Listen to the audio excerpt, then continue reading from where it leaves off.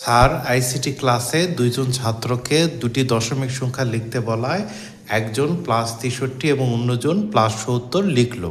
তখন স্যার বললেন, আমি 0, 1, 2, 3 ও 4 দিয়ে নতুন একটি সংখ্যা পদ্ধতি আবিষ্কার করেছি। ক হলো র্যাডিক্স পয়েন্ট কি?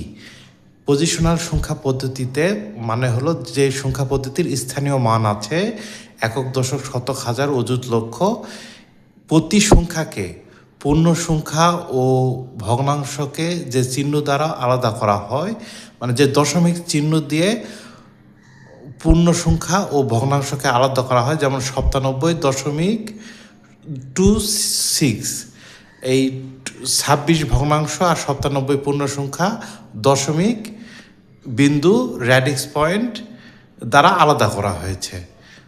উদ্দীপকের দশমিক সংখ্যা দুটির পার্থক্য যোগের মাধ্যমে বের করো।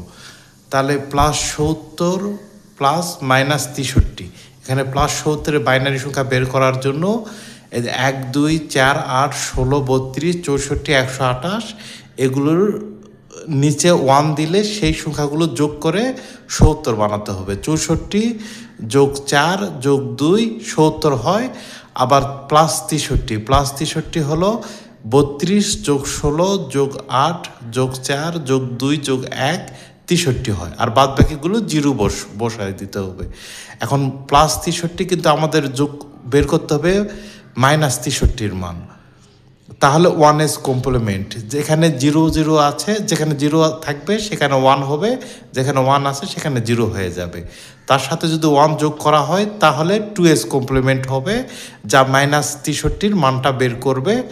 তাহলে এটা যোগ করলে হয় 1 1 0 0 0 0 0 1। আর +70 মানটা আমরা এখানে লিখে দিলাম বাইনারিতে, আর -63 মান এখানে বাইনারিতে লিখে দিলাম। এরপর যোগ করা, এই 1 1 1, এখানে 0 0, 1 1 10, আবার 1 1 10 হচ্ছে, 0 এখানে, 1 এখানে।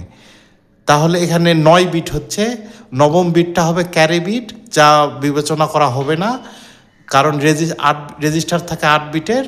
আর এই 8 বিটের বামের ঘরের শেষ সংখ্যাটি যদি 0 হয় তাহলে এটি চিহ্ন বিট, আর চিহ্ন বিট 0 হলে ফলাফল ধনাত্মক, আর চিহ্ন বিট 1 হলে ফলাফল ঋণাত্মক।